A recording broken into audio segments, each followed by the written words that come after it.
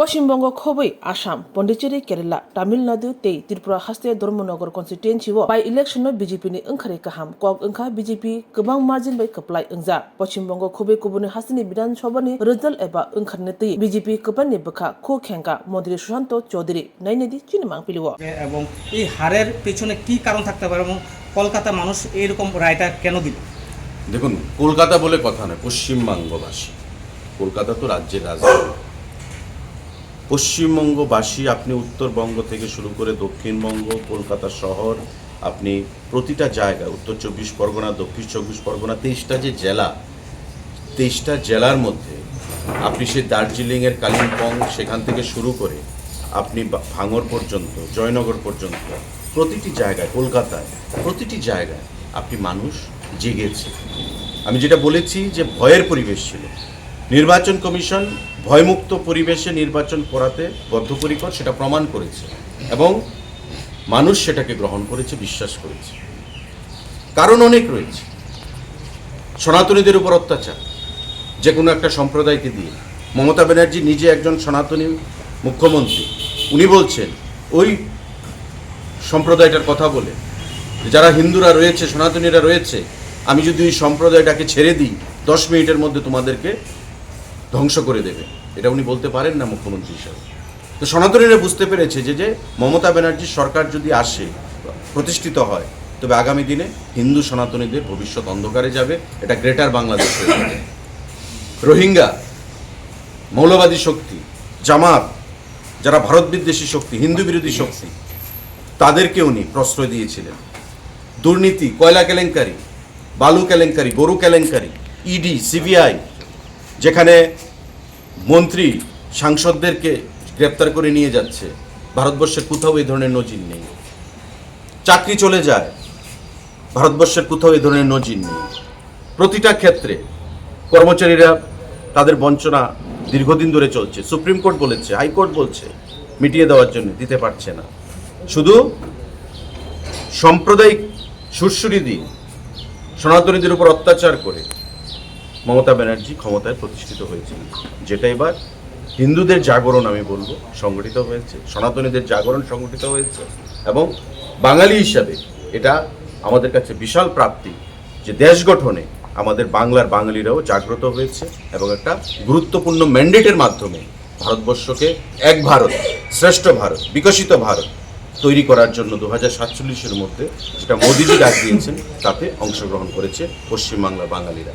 ত্রিপুরার একজন বাঙালি হিসাবে আমরাও তাতে গর্বিত হচ্ছি।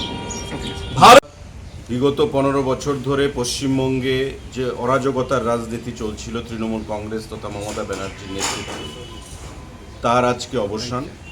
গণতান্ত্রিকভাবে গণতন্ত্রের যারা ধারক বাহক, পশ্চিমবাংলার গণদেবতারা এই রায় প্রদান করেছে এবং যারা কথা বলেছিল মা মাটি মানুষের স্লোগান দিয়ে সরকারে প্রতিষ্ঠিত হয়ে যে বাংলাকে সারা দেশের মধ্যে সামনের দিকে নিয়ে যাবে, তারা বাংলাকে সামনের দিকে নিয়ে গেছে ধর্ষণে, নারী অত্যাচারে, দুর্নীতিতে এবং তুষণের রাজনীতিতে, অনুন্নয়নে, সমস্ত দিক থেকে।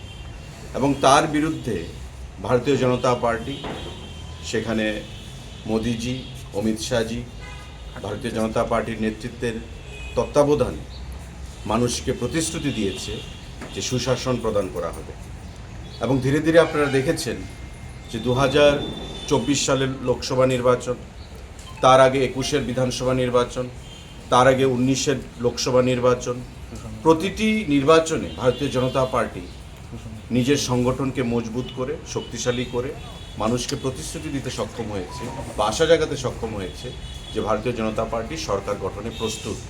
এবং এবারকার বিধানসভা নির্বাচনের প্রাক্কালে আপনারা দেখেছেন যে বাংলায় যেটা ভয়ের পরিবেশ ছিল, যে তৃণমূল কংগ্রেসের নেতৃত্বে মানুষের মধ্যে, সেই ভয়ের পরিবেশকে কাটিয়ে উঠে মানুষের মধ্যে একটা কনফিডেন্স বিল্ড আপ করতে সক্ষম হয়েছে বিজেপি, যে ভয়মুক্ত পরিবেশে নির্বাচন সংগঠিত হবে।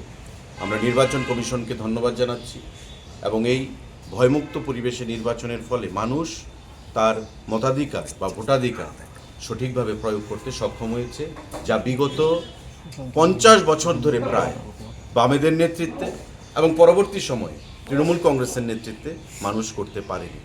আজকে নির্বাচন কমিশনের তত্ত্বাবধানে যেভাবে নির্বাচন হয়েছে, প্রতিটা অংশের মানুষ, ঠেলাওয়ালা, রিক্সাওয়ালা থেকে শুরু করে আমাদের পশ্চিমবাংলার প্রতিটা অংশের মানুষ এক কথায়, এক বাক্যে স্বীকার করেছে যে গত 50 বছরেও এই ধরনের সুষ্ঠু নির্বাচন হয়নি। 92-93% প্রথম ধাপে 23 তারিখে এবং 29 তারিখে দ্বিতীয় ধাপে সেখানে নির্বাচন সংগঠিত হয়েছে। ফলাফল আজকে বেরিয়েছে, আপনারা দেখতেই পাচ্ছেন। যদিও আরও অনেক রাউন্ড বাকি আছে, কিন্তু আর্লি ট্রেন্ড যেটা, বা আজকে প্রায় আমাদের কাউন্টিং মাঝ পর্যায়ে চলে এসছে, বাকি যে সময় রয়েছে তাতে পরিষ্কার যে প্রায় 200-র কাছাকাছি আসন বা তার থেকে বেশি আসন নিয়ে, যেটা অমিত শাহজি বলেছেন, আমাদের স্বরাষ্ট্রমন্ত্রী, মোদিজি বলেছেন, আমাদের প্রধানমন্ত্রী, যে 210খানার উপর বেশি আসন নিয়ে ভারতীয় জনতা পার্টির সরকার প্রথমবারের মতো বাংলায় সেখানে প্রতিষ্ঠিত হবে। জয় হবে গণতন্ত্রের, জয় হবে বাংলার মানুষের, জয় হবে জাতীয়তাবোধের, জয় হবে আমাদের দেশাত্মবোধের, জয় হবে ডক্টর শ্যামাপ্রসাদ মুখার্জি, যিনি স্বপ্ন দেখেছিলেন এক ভারত, অখণ্ড ভারতে, যিনি বলেছিলেন নেহি চলেগা এক দেশ মে দো বিধান দো নিশান और दो প্রধান, জীবনকে বলিদান দিয়েছিলেন। আজকে সেই শ্যামাপ্রসাদ মুখার্জির চিন্তাধারার জয় হবে, ভারতীয় জনতা পার্টির জাতীয়তাবোধের চিন্তাধারার জয় হবে। আমি ত্রিপুরা প্রদেশের তরফ থেকে একজন কার্যকর্তা হিসাবে বাংলার প্রতিটি অংশের মানুষ যারা এই ভয়মুক্ত পরিবেশে গণতন্ত্রের এই উৎসবে অংশগ্রহণের মাধ্যমে ভারতীয় জনতা পার্টিকে বলিষ্ঠ করেছে, সংঘবদ্ধ করেছে এবং তাদের গুরুত্বপূর্ণ রায়ের মাধ্যমে সরকার গঠনে এগিয়ে এসছেন, তাদেরকে নতমস্তকে আমি ধন্যবাদ জানাচ্ছি, অভিনন্দন জানাচ্ছি, সাধুবাদ জানাচ্ছি, কৃতজ্ঞতা জানাচ্ছি এবং দেশের যশস্বী প্রধানমন্ত্রী নরেন্দ্র মোদীজিকে, স্বরাষ্ট্রমন্ত্রী অমিত শাহজিকে, আমাদের সর্বভারতীয় সভাপতি নীতিন নবীনজিকে, বাংলার বিরোধী দলনেতা যার নেতৃত্বে বাংলায় বিজেপি লড়াইয়ের ময়দানে ধীরে ধীরে অগ্রসর হয়েছে বিগত কয়েক বছর ধরে, শ্রী শুভেন্দু অধিকারীকে, শ্রমিক ভট্টাচার্য যিনি সভাপতি এবং পৃষ্ঠা প্রমুখ থেকে শুরু করে সমস্ত ধরনের কার্যকর্তাকে নতমস্তকে সাধুবাদ জানাচ্ছি, ধন্যবাদ জ্ঞাপন করছি তাদের এই লড়াইয়ের জন্য। প্রত্যেকটা অংশের মানুষ সম্মিলিতভাবে এই লড়াইয়ের মাধ্যমে বাংলায় পরিবর্তন সংগঠিত করেছে, যা ইতিহাস তৈরি হলো বাংলায় প্রথমবারের মতো ভারতীয় জনতা পার্টির সরকার গঠনের মাধ্যমে। উপনির্বাচন নিয়ে আমাদের ধর্মনগরের প্রাক্তন স্পিকার বিশ্ববন্ধু সেনের প্রয়াণে উপনির্বাচন হয়েছে এবং সেখানেও ভারতীয় জনতা পার্টি বিপুল সংখ্যাগরিষ্ঠতা নিয়ে জয়ী হয়েছে।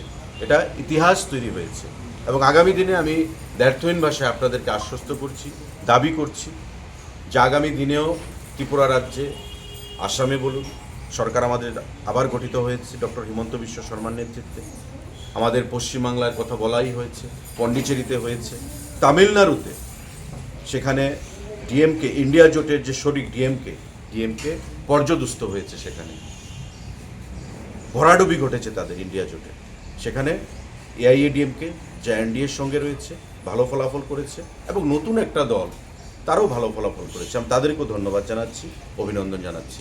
তো আগামী দিনে এই যে দেশাত্মবোধ এবং সনাতনী চিন্তাধারায় মানুষের যে এগিয়ে যাওয়া, সেটা আগামী দিনে ত্রিপুরা রাজ্যের মানুষকে আরও শক্তি যোগাবে, সাহস যোগাবে, কনফিডেন্স যোগাবে এবং আগামী 28 সালের নির্বাচনে আমাদের ত্রিপুরা রাজ্যে তৃতীয়বারের মতো ভারতীয় জনতা পার্টির নেতৃত্বে সরকার গঠিত হবে। ভারত মাতা কি জয়, ভারত মাতা কি জয়, ভারত মাতা কি জয়।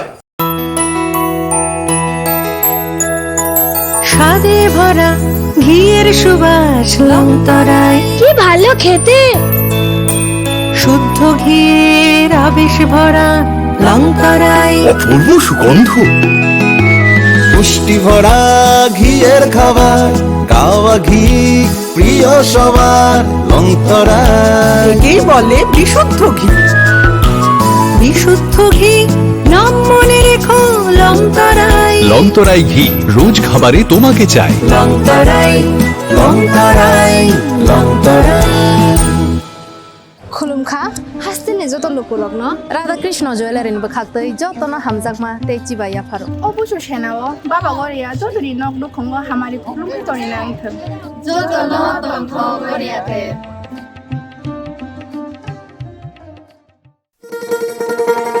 শোনো শোনো ভোজন রসিক শোনো মন দিয়া ঝাঁঝের স্বাদে রান্না করো লং তরাই দিয়া ইলিশ সর্ষে পোস্ত বাটা যেমন ইচ্ছে নাও মালাই চিংড়ি মাংস কষা চেটে পুটে খাও আহা চেটে পুটে খাও আহা চেটে পুটে খাও লং তরাই কাচ্চি ঘানির সর্ষে তেলে টেস্ট যে খাবে সেই বলবে লং তরাই বেশ লং তরাই সর্ষের তেল ঝাঁঝে স্বাদে তোমাকে চাই আহা লং তরাই বেশ আহা লং তরাই বেশ